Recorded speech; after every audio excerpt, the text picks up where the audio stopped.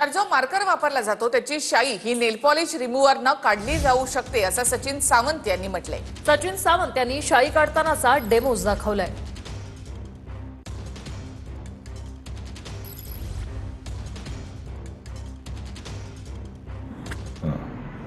मी सचिन सावंत आत्ताच मतदान करून आलो आणि मुंबई महानगरपालिकेच्या माध्यमातून ही मतदानाची प्रक्रिया होते आहे। तिथे मार्कर पेन तुम्हाला शाई लावली जाते आणि ती नेल पॉलिश रिमूव्हरने काढली जाऊ शकते। आता माझ्या पत्नीने मला सांगितलं, मी आत्ता माझं स्वतःचं काढलेलं आहे ते आपण पाहून घ्यावं। आता आपण माझ्या पत्नीचं बघूया, तिचं कसं काढता येतंय ते।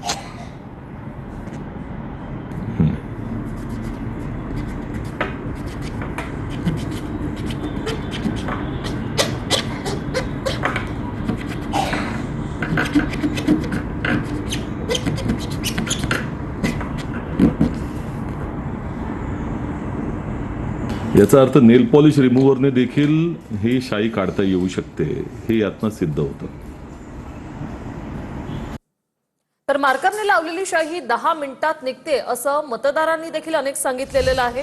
तर थिनरनं पुसली तरी सुद्धा शाई पूर्णपणे पुसून जाईल असं मतदार म्हणतायत। मुंबईतील प्रभादेवीमधील हा प्रकार समोर आलाय। मतदारांनी हा प्रकार समोर आणलाय। तर दादरच्या छबिलदास स्कूल परिसरामधील मतदारांची शाई निघत असल्याची तक्रार आहे।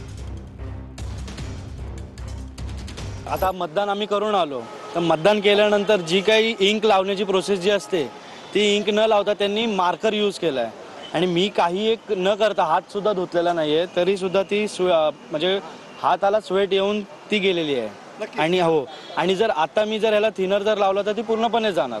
आता मी एक जबाबदार नागरिक म्हणून मी हे सांगू शकतो। आता जर उद्या नेमकी दाखवा ना, आता पोझिशन काय आहे ती, किती मिनिटं झाली तुम्हाला मतदान करून? आता जवळजवळ एक 10 मिनिटं झालेत।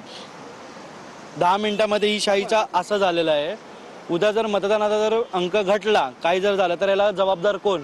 जर आमच्यासारखे निष्ठावंत जर एका उमेदवाराला जर मतदान करत असतील आणि त्यांच्याकडून जर अशा काही गोष्ट होत असेल तर आम्हाला बोगस मतदान करायला सुद्धा मिळू शकते, पण आम्ही ते केलेलं नाहीये। नेमकी काय मागणी तुमची आहे नेमकी? आमची मागणी एवढीच आहे की हे जे तुम्ही बोगस मतदान जे करत म्हणजे हे जे तुम्ही करताय, इंक लावण्याचा मार्कर लावण्याचा जो प्रकार तुम्ही करताय तो पूर्णपणे चुकीचा आहे। नाही, मार्करच्या जागी जी जुनी शाईची पद्धत होती तीच बरोबर होती, कारण ते ह्याचा धोका आपल्याकडे होणार नाही, पण पुढे अनोळखी ठिकाणी होऊ शकतो ना याचा गैरवापर।